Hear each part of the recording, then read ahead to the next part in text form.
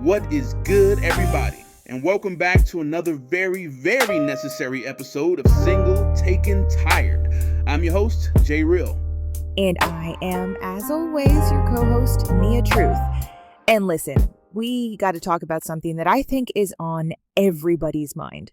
We are all exhausted. Exhausted is the word. You're single, you're tired. You're taken, you're tired. It's a lot out here. Exactly. We're talking about modern dating and relationships and why it feels so, complicated. So today we're throwing it back. We're talking about old-fashioned relationship habits. I like the sound of that. Taking it back to the basics. So let's jump right into it. Nia, in your world, what do you think is the number one old-fashioned habit that modern couples are missing the most? Okay, so for me, and I've been thinking about this a lot, it's not even a specific thing like writing a letter, even though I love that. It's more of a general vibe. It's just undivided attention, you know? Undivided attention, right. Like truly being present with your person without a phone in your hand, without the TV on in the background, just connecting. It feels like we've forgotten how to just be with each other. It's like we're always doing something else while we're together. No, that's a fact. It's like our brains are trained for distraction now. And that bleeds into your point. For me, to get specific, I think it's the phone call. Ugh, 100%. Be spontaneous just because phone call, not the I'm on my way call. Right, exactly. Not a text that says, "Can I call?" Just dialing the number. It says, "I was thinking of you right now in this moment and I wanted to hear your voice." That hits different than a WID text at 10 p.m. It really does. It's intentional, which, okay, leads to the big question. Is texting ruining relationships or are we just, bad at it? I think we're just using it wrong. It's a tool for logistics, right? Hey, I'm running 5 minutes late. Did you get the milk? But we've turned it into the main stage for our whole relationship. You can't build real intimacy over text. You just can't. Tone gets lost, things get misread. It's a mess. It is a mess, and you miss out on the small stuff. The little sigh they make, the way their voice gets excited. That's the good stuff. That's the connection. You can't get that from an emoji. I'm sorry. Yeah, and speaking of the good stuff, let me ask you this. What's a small, thoughtful gesture that somebody did for you that made you feel like, damn, they really see me? Oh, okay. It wasn't even a gift. I was having a really stressful week at work, just buried in deadlines, and my partner at the time, without me even asking, just cleaned my entire apartment, took out the trash, did the dishes, everything. Acts of service. That's a powerful love language. It was everything because it wasn't about the cleaning.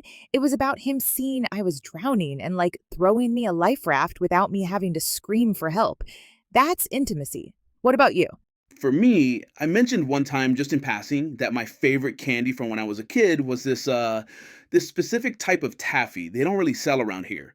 Months later, I'm talking months. It's my birthday and she had ordered a huge box of it from some specialty store in another state. Stop it. That's so sweet. See, that's Right? The fact that she remembered a throwaway comment from months ago, man, it's not about the money. It's about listening. It's about paying attention. which you can't do if your face is buried in a screen. Okay, so let's fight. Phones at the dinner table. Deal breaker or unavoidable reality? Deal breaker, 100%. I can't stand it. If we're out at a restaurant, your phone shouldn't even see the light of day. We're here together. Nothing on that screen is more important than this moment. Okay, I mostly agree. But what if you're just like at home on a Tuesday eating leftovers? Is it still a deal breaker then? I feel like sometimes it's just unavoidable. Life is happening? Even then, you gotta carve out the sacred spaces? Maybe the dinner table is a no phone zone, period. That's your time to catch up.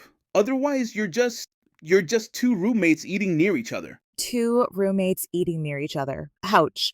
But you're right, it all comes back to effort. And that brings up a good point. What does putting in effort even look like after the honeymoon phase is long gone? Man, it looks like choosing them when it's not easy. It looks like bringing them a coffee in the morning, just the way they like it. It looks like still planning dates, not just what do you want to watch on TV, but an actual planned out date. Yes, and dressing up for them still. Like not just living in sweatpants 24/7. Show them you still want to, put your best foot forward. It shows you don't take them for granted. Facts. It's about not letting the relationship go on autopilot. Romance fades when the effort fades. Simple as that. So true. Okay, let's get a little deeper for a minute. The guide we read brought up waiting for physical intimacy. Do you think that actually helps build stronger connections or does it just depend? Ooh, that's a big one. I think it really depends on the two people. There's no magic formula. But I will say this: rushing into the physical before you've built any real emotional trust or communication, that's a recipe for disaster. Right. It's not about a specific number of dates. It's about making sure you're connecting on a level that's more than just surface level attraction. You got to know their heart a little bit, know what makes them tick. The physical part is so much better when that emotional connection is already there. 100%. Emotional vulnerability, being clear about what you want, that's the stuff that builds a real foundation. The rest is just bonus. And speaking of old school foundations, let's talk about chivalry. Is it outdated, Jay, or is it just misunderstood? Man, it is so misunderstood. People think chivalry means you think a woman is weak or incapable. That's not it at all. It's about respect. It's about showing care. Opening a car door isn't saying you can't do this yourself.